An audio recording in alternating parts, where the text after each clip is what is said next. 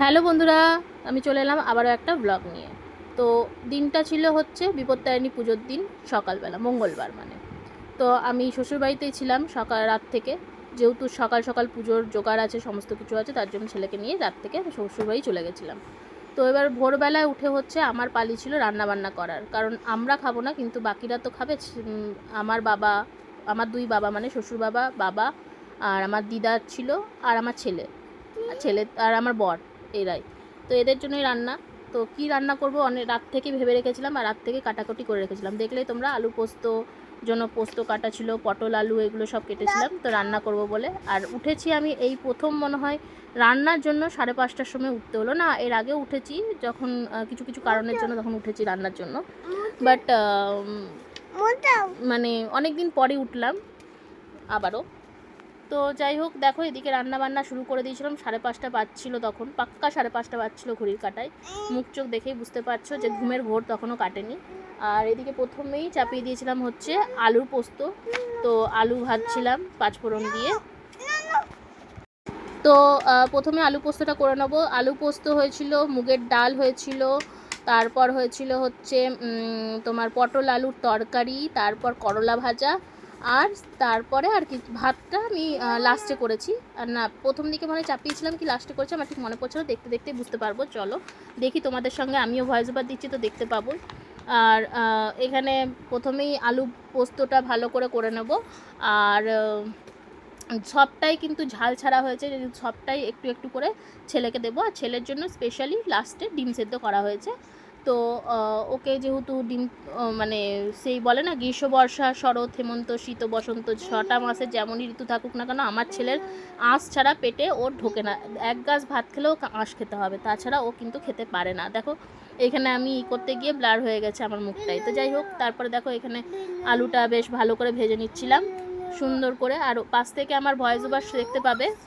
আর যেহেতু প্রচুর মানে কাজ আছে, ঘরে বিপত্তারিণী পুজো, তো প্রচুর কাজ বুঝতেই পারছো, তার জন্য আমাকে সকাল সকাল কিন্তু করতে হচ্ছিল। আর এদিকে হচ্ছে ডালটা সেদ্ধ হয়ে গেছিলো, ডালটা সেদ্ধ করার পর ছোকে নেবো পরে। তো আমি তোমাদের সঙ্গে দেখাচ্ছি, এখানে দেখো শ্বশুরমশাই ঘুমাচ্ছিলো, বৃষ্টি পড়ছিল প্রচুর পরিমাণে, আর তখন পাক্কা বাজছিলো 5:45। আর এদিকে আমি আসছি তোমাদের সঙ্গে শেয়ার করতে যে প্রচুর জোরে বৃষ্টি ভোরবেলা শুরু হয়েছিল। তো তো তোমাদের সঙ্গে দেখালাম পাক্কা 5:45 বাজছিল, মানে 15 মিনিটে আমার আলু পোস্তটা জাস্ট চাপানো হয়েছে, আর কিছুই হয়নি তখনও অবধি। আর এদিকে হচ্ছে ভীষণ পরিমাণে জল পড়ছিল, ছেলে তো ঘুমাচ্ছিল, ছেলের কাছে ছেলের বাবাকে রেখে দিয়েছিলাম যাতে ওর ঘুম না ভেঙে যায়, নাহলে ও যদি উঠে যায় তাহলে সব মাটি হয়ে যাবে, কারণ ও কিছুই করতে দেবে না তখন। আর কিছু করতে পারবো না, যে কারণে চুপচাপ আমি নিজের কাজ করছিলাম এদিকে। আর দেখো আমি মানে বলছি যে কী হবে কে জানি, প্রচুর পরিমাণে বৃষ্টি ছিল। আর এই ঘর থেকে মা দিদা এরা সব যাওয়ারও ছিল, তার জন্য বলছিলাম ও ও। তো আলু পোস্তটা ঢেকে সেকে আলুটা সেদ্ধ করে নিয়েছিলাম, আর এখানে পোস্তটাও দিয়ে দিয়েছিলাম। তারপরে আবারও ফুটতে দেবো, কারণ হাতে সময় ছিল খুবই কম, যে কারণে যতটা তাড়াতাড়ির মধ্যে আমি চেষ্টা করেছি করার। তো এদিকে আলু পোস্ত নামানোও হয়ে গেছিলো দেখো। আর আলু পোস্ত নেমে নেওয়ার পর সব ক্লিপ নিতে পারিনি, সব পুরোটাই একটু একটু করে যতটা পেরেছি তোমাদের সঙ্গে শেয়ার করার চেষ্টা করেছি। তারপরে এদিকে আলাদা করে আমি জিরে আর লঙ্কাটা ফোড়নের জন্য রেডি করে রেখেছিলাম। আর এদিকে ডালটা ঢেলে নিয়েছিলাম ভালো করে, মানে ডালটাতে ফোড়ন দিয়ে দিলাম। যেহেতু নিরামিষের দিন তাই জিরে আর লঙ্কাই দিয়েছি।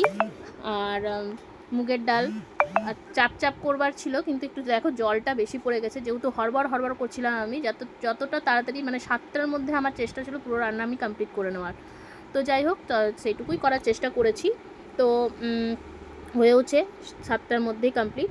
আর এদিকে দেখো তারপর চলে এসেছিলাম পটল আলুটা রান্না করতে। তো ওইদিকে সব কমপ্লিট হয়ে গেছিলো, নিরামিষে পটল আলুর তরকারি করব, তার জন্য চাপিয়ে দিচ্ছিলাম। আর তার মাঝে যে কতবার ছেলেকে দেখতে গেছি সে কি বলবো গো, যারা মানে ছোট ছোট বেবির মা তারা জানো। আর যারা প্রতিদিন এরকম করো তারা কিভাবে সামলাও আমি বলতে পারছি না। আমি একদিন করেই তো মনে হচ্ছে যেন আমার কি বলবো, হাঁপাচ্ছি, ঘুমিয়ে ঘুমিয়ে আমার সময় মানে হচ্ছে না, সারা দিন মনে হচ্ছে যেন ঘুমাবো। 5:30 6টায় যারা ওঠো তাদেরকে স্যালুট, সত্যি কথা বলছি। আর তার মধ্যে রান্না বান্না করে যারা করো, ছেলে সামলাও সকাল থেকে উঠে, আমাকে তো এগুলো করতে হয়নি কখনোই। এই একটা দুটো দিন করতে গেলে আমার মনে হয় হালুয়া টাইট হয়ে যাচ্ছে। তো তারপরে করলা ভেজে